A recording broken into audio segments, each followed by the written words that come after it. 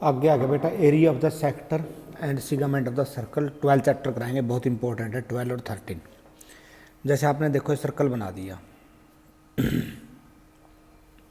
तो इसमें बताना है area of the sector with the angle.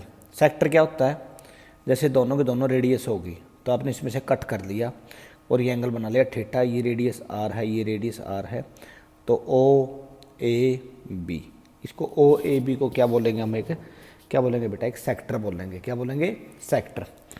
तो एरिया ऑफ सेक्टर क्या हो गया बोलो, कंप्लीट का क्या होता है पाई आर स्क्वायर।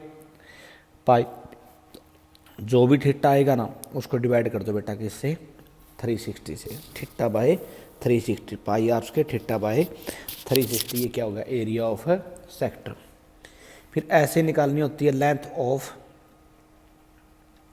Of arc. कैसे निकालेंगे, जैसे सर्कल हो गया, ये सर्कल का क्या हो गया, सेंटर हो गया ओ, ठीक है।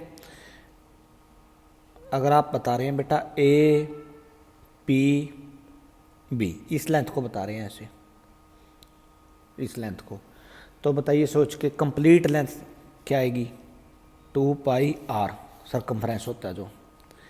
एंगल क्या आएगा थीटा, और बाई में क्या आएगा बोलो 360। देखो इसमें समझने की बात कैसे याद रखेंगे, जब आप एरिया ऑफ सेक्टर की बात करते हैं पाई आर स्क्वायर क्या होता है, एरिया होता है कंप्लीट सर्कल का, जहाँ का भी निकालना थीटा बाय 360। अगर मैं थीटा की जगह 360 ले लूँ तो बोलो कंप्लीट सर्कल हो गया कि नहीं हो गया, और 360 बाय 360 कैंसिल हो गया, बोलो वही वापस पाई आर स्क्वायर आ गया। जब लेंथ की बारी आएगी 2 पाई आर, थीटा बाई क्या आया बेटा 360, इसमें भी क्या आया थीटा बाई 360 का मतलब क्या आया, अगर थीटा की जगह 360 ले लें तो बोलो कंप्लीट आर्क हो गया, कंप्लीट ऐसे कंप्लीट, तो 360 को डिवाइड करेंगे किससे 360 से। इसमें मेजर और माइनर एक्सिस होते हैं बेटा, मेजर सेक्टर और एक आएगा माइनर। मेजर क्या होता है, जो ज़्यादा हो, जैसे ओ ए बी तो है माइनर, और जो इसको छोड़ के बाकी बच गया ये कैसा सेक्टर बच गया, मेजर सेक्टर। ऐसे ही जो मेजर सिगमेंट, मेजर क्या आएगा बेटा सिगमेंट, और एक क्या आएगा माइनर सिगमेंट आएगा।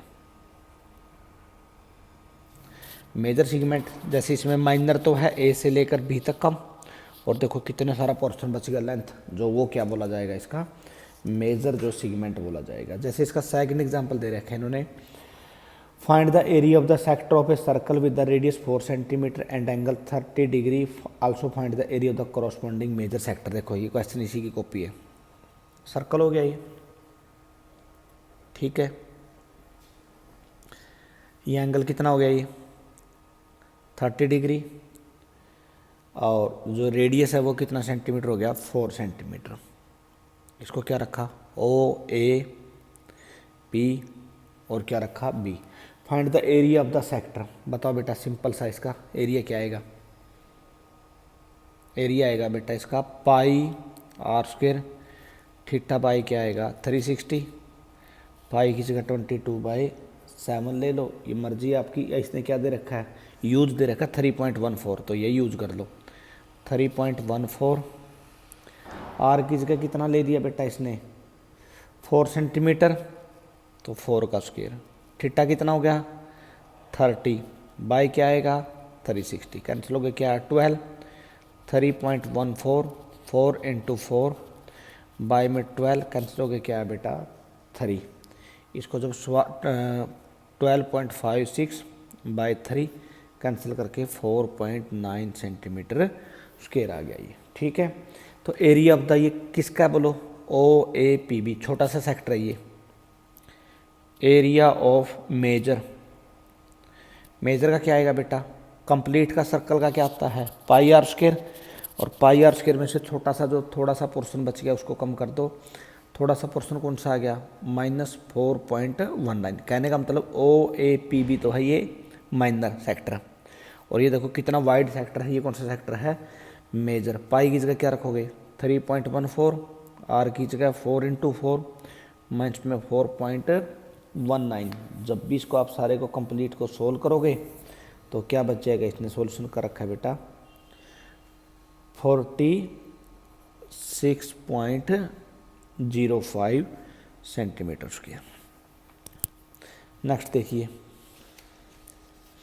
इसे नेक्स्ट में इन्होंने लिख दिया find the area of the segment A Y B. ये डायग्राम बना रखा है, देखो इसने पहले ही बना रखा है।